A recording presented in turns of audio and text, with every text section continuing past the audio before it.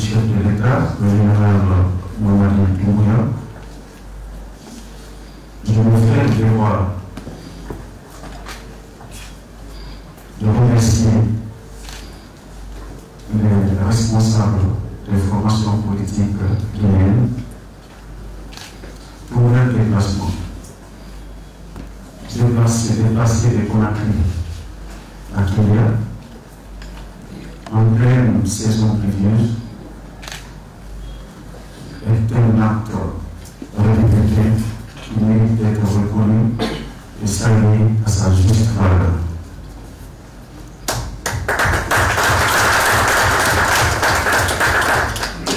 Et vous démontrez à la face du monde que les divergences entre les acteurs de la vie nationale portent essentiellement sur les différences de vue, sur la manière dont nous voulons que notre pays soit mené. Ce ne sont pas des querelles intestines, ce ne sont pas des postures haineuses, c'est tout simplement des divergences de vue. Parce que l'un des piliers essentiels de la démocratie, ce sont les contradictions d'idées, encadrées par la loi, et tout cimenté par la bonne foi des acteurs. Aucune loi ne peut remplacer la bonne foi. La bonne foi est extrêmement importante comme levier pour cimenter les relations humaines dans un processus politique, surtout un processus démocratique en construction, comme en Guinée. Mesdames et messieurs, vous avez bien voulu prendre vos véhicules, les carburants et venir dans des conditions parfois difficiles. Je sais que hier, certains n'ont pas pu manger. Tout ça, ce sont des sacrifices pour la Guinée. Si vous avez accepté de créer un parti politique, parce que vous avez soif de participer à la vie de votre nation. Et d'après l'article 21 de la Déclaration universelle des droits de l'homme, je cite, tous les citoyens ont le droit de participer à la conduite des affaires publiques de la nation. Félicitations. Mesdames et messieurs, distingués invités, le Conseil national de la transition par ma voix soumettra aujourd'hui à votre auguste, à cette auguste assemblée, voudrais-je dire, l'esprit et la lettre de l'avant-projet de constitution. Je dis bien avant-projet de constitution. L'avant-projet de constitution n'est pas un projet de constitution. Un projet de constitution n'est pas une constitution.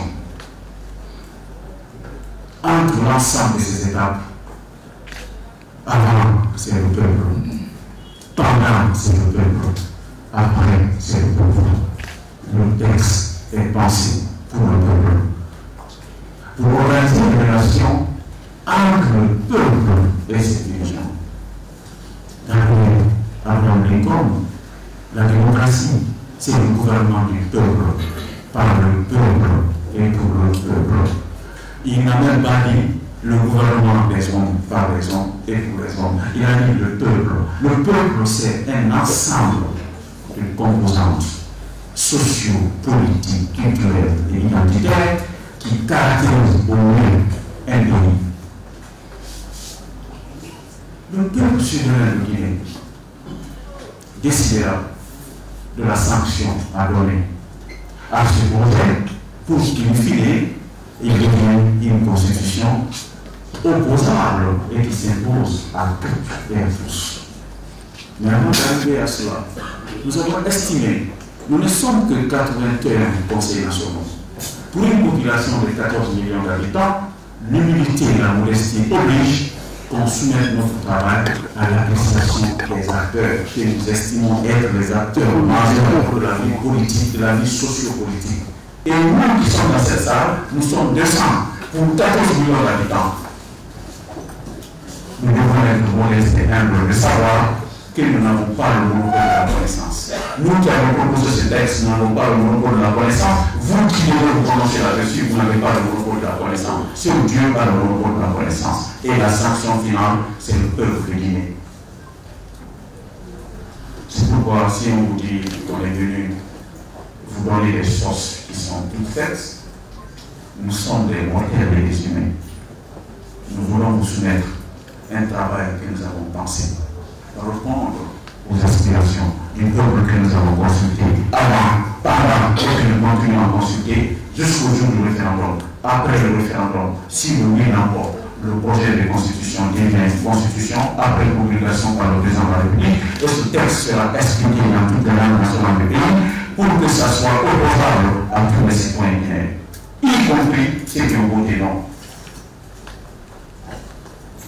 C'est pour vous dire que nous n'allons jamais nous fatiguer dans la concertation, malgré que certains peuvent imaginer qu'on fait trop de concertations. On fait trop de concertations parce qu'on est conscient que nous sommes des mortels. Par conséquent, nous n'avons pas le monopole de la connaissance. Responsable d'une partie politique, plus nous comprenons, mieux c'est pour l'avenir de notre pays. Plus nous regardons l'intérêt supérieur de la Guinée, mieux nous apprécions le problème de la Guinée avec responsabilité. Plus on est unis autour de l'essentiel, mieux Dieu nous bénira abondamment pour que chacun, en fonction de ses intérêts et de sa vision, pour que nous soyons tous cités dans l'histoire comme acteurs qui ont contribué au changement des paradigmes dans notre pays. Quand vous regardez les images sur les réseaux sociaux sur la Guinée, ce ne sont pas des images élogieuses. Le pays est peint en noir parce que nous n'avons pas pris la responsabilité et la mesure nécessaire que tout doit être conclu autour d'une table. Même la première et la deuxième guerre mondiale, qui ont eu le record en termes de massacres humains, ça s'est terminé autour d'une table de dialogue. Allons-nous accepter d'avoir un mémorial comme au Rwanda, où nous allons compter les crânes humains pour dire que nous sommes vainqueurs? Non. Nous devons faire comme nos pères fondateurs qui ont bravé la colonisation sans effusion de sang, par un combat idéologique, par un combat citoyen et civilisé. Nous devons être en mesure de faire comme nos pères fondateurs de l'indépendance. On a conquis l'indépendance de la Guinée, on a voté non au référendum, on a prouvé à la face du monde que nous sommes un pays démocratique. C'est pourquoi, chers responsables des partis politiques, préparez un discours dans une rhétorique dont vous êtes les maîtres, la rhétorique politique dont vous êtes les maîtres. Moi, petit médecin qui n'est pas initié dans la rhétorique, je préfère parler avec mon cœur, ce que je sens dans mon cœur, je préfère exprimer ça, parce qu'il n'y a aucune sécurité quand on discute des problèmes de la Guinée. Nous ouvrons le débat entre les acteurs politiques de notre pays et le Conseil national de la transition, qui est mandaté pour proposer un avant-projet de constitution qui va progresser en projet de constitution soumis à la volonté du peuple de Guinée. Monsieur le conseiller du président de la République en charge des institutions républicaines, monsieur le gouverneur, mesdames et messieurs les responsables de la région administrative de Kilia,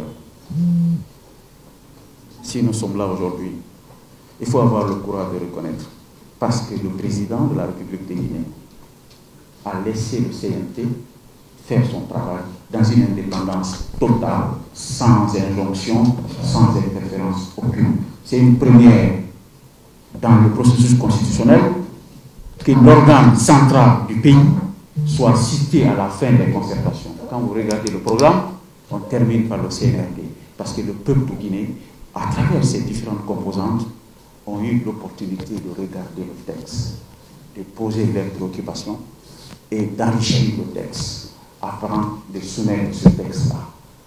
Et c'est votre volonté qui est la volonté du CNRD. Le président nous a dit tout simplement, sur le Coran et sur la Bible, proposer un texte qui correspond aux réalités et aux préoccupations des Guinéens. C'est le contrat qui existe entre le président de la République et les membres du CNT. C'est un serment sur le Coran et sur la Bible. Qui est croyant, qui dit croyant, doit avoir peur quand vous prêtez serment sur un livre saint.